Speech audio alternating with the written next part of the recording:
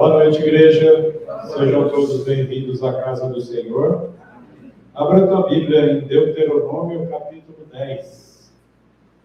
Deuteronômio, capítulo 10.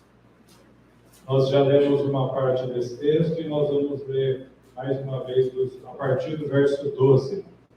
Deuteronômio 10, versículo 12, página 234 do Velho Testamento.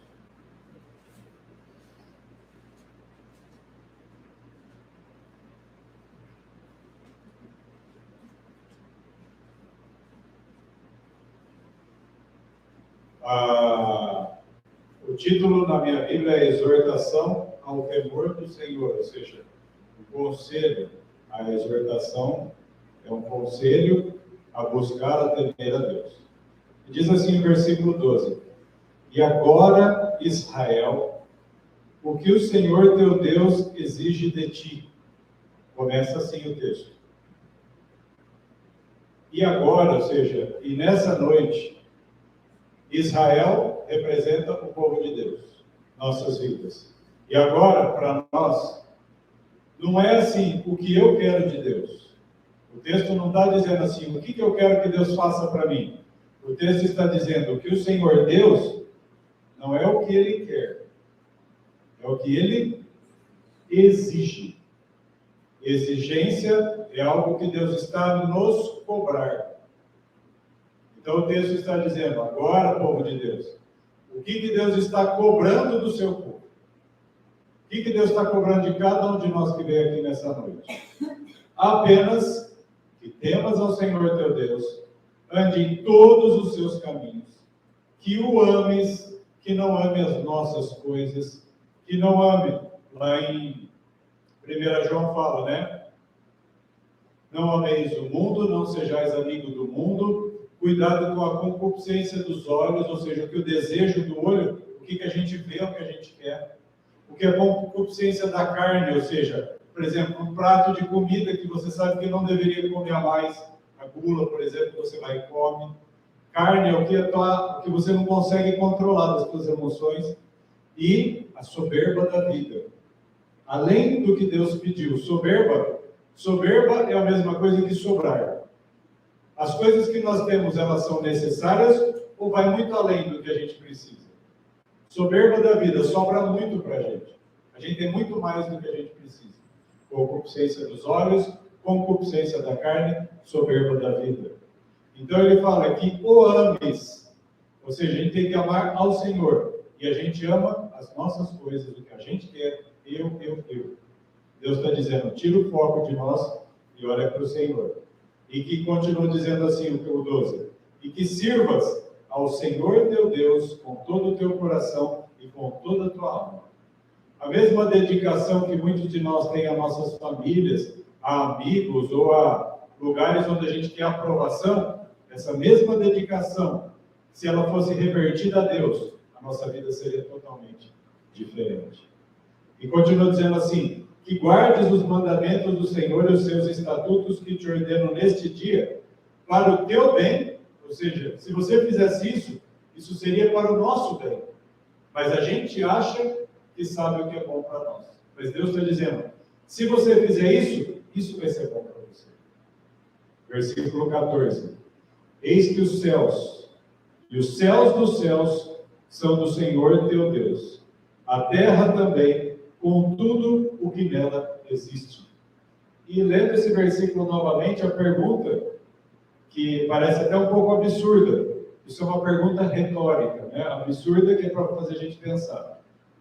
Os problemas que nós temos, nós conseguimos resolver se a gente tivesse acesso à Lua ou a Marte? Se a gente for para fora desse mundo, a gente consegue resolver o problema? Não. Mesmo que a gente fosse muito longe, Deus poderia resolvê-los. Mas aqui está dizendo que tudo que a gente precisa e que a gente necessita tem um dono. Se você pedir para o dono, ele resolve tudo. Os céus dos céus, a terra, os nossos problemas estão aqui, ó. Não precisa nem ir para o céu, nossos problemas estão na terra. Olha para Deus, Ele resolve todos eles. E Ele ainda resolve os problemas dos céus e daquilo que está acima dos céus. O nosso está só aqui embaixo. A gente não consegue olhar para quem pode resolver.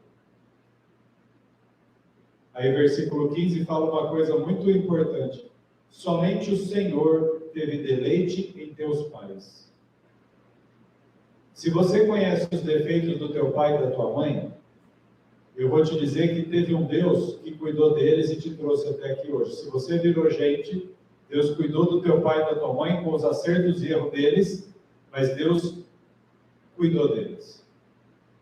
Então fala assim, somente o Senhor teve deleite, se agradou de teus pais, para amá-los, e ele escolheu a sua semente depois deles. Quem é a semente? Quem é a geração que vem depois do pai e da mãe? Eu e você. Somos nós.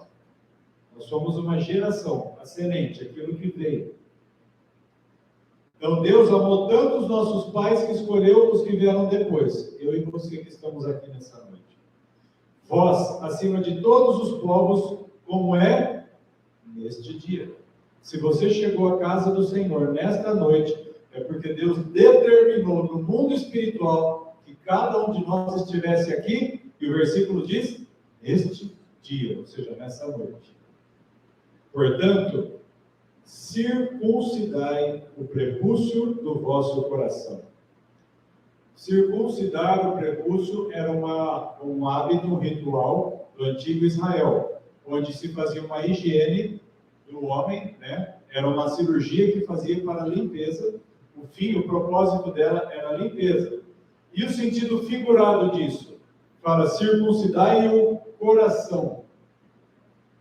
Tira, higieniza o meu e o teu coração. Em outras palavras, tira o veneno que está sujando o teu coração.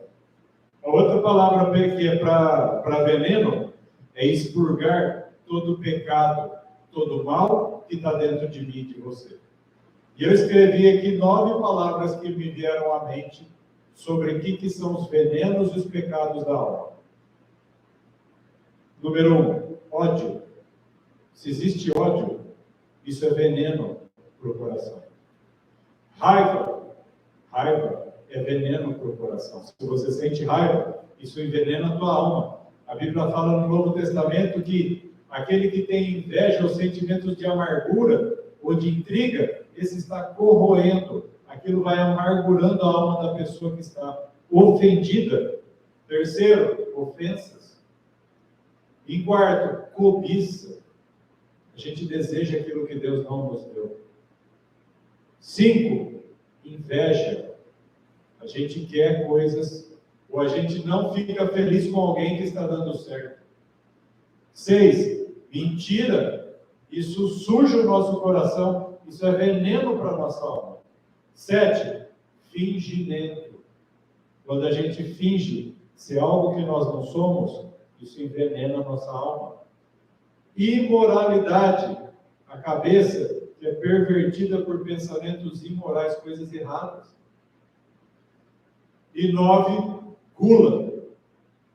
Comer além do que deve suja o nosso coração. E o texto continua então dizendo, portanto, circuncidai, né? Tira todo o veneno do vosso coração e não sejais mais, qual que é a palavra que está escrito? Obstinado. Obstinado é a mesma coisa que teimoso, é a mesma coisa que turrão, é a mesma coisa que cabeça dura. Tem até um livro que a gente lia na escola, vocês já ouviram falar do Dom Casmurro? Casmurro é uma pessoa teimosa. Outra palavra para isso é recalcitrar. Aquele que que recalcitra, ou seja, aquele que é resistente. E o exemplo da Bíblia do verbo recalcitrar, quem sabe onde está esse verbo? Duro é recalcitrar contra os aguilhões. Paulo, que antigamente era chamado Saulo. Jesus fala com Paulo no caminho e fala assim, Saulo, Saulo, por que me persegues? Aí Saulo diz para ele, quem és tu, Senhor? Aí Jesus diz para ele, eu sou Jesus, quem você persegue. Duro é para vós, duro é para você, Saulo, recalcitrar contra os aguilhões. Aguilhão é como se fosse o ferrão de um escorpião, é aquela ponta. Duro é você ficar batendo de frente com veneno. Duro é para quem... O que o obstinado faz? Fica dando murro em pontas de faca. E Jesus fala, Paulo, Saulo, para de ficar dando murro em ponta de faca. Para de ser teimoso. Você não vai chegar em lugar nenhum. Faça do meu jeito, não do seu. Então ele diz, circuncida, tira o veneno, tira tudo que é mal e para de ser teimoso. E o versículo 17 para encerrar. Porque o Senhor, vosso Deus, é Deus dos deuses, Senhor dos senhores, um grande Deus, poderoso e terrível. Sabe por que terrível? Porque o poder dele pode ser usado para o bem, e se Deus achar que é necessário, ele pode pesar a mão sobre nós. Não queira lutar contra Deus. Lá em Hebreus fala que terrível coisa é cair nas mãos do Deus vivo. Não tente lutar contra o Senhor. O Senhor é um Deus grande, poderoso e terrível. E aí termina dizendo assim, que não faz acepção de pessoas, nem aceita recompensas. Ou seja, Deus não é parcial e Deus não se compra.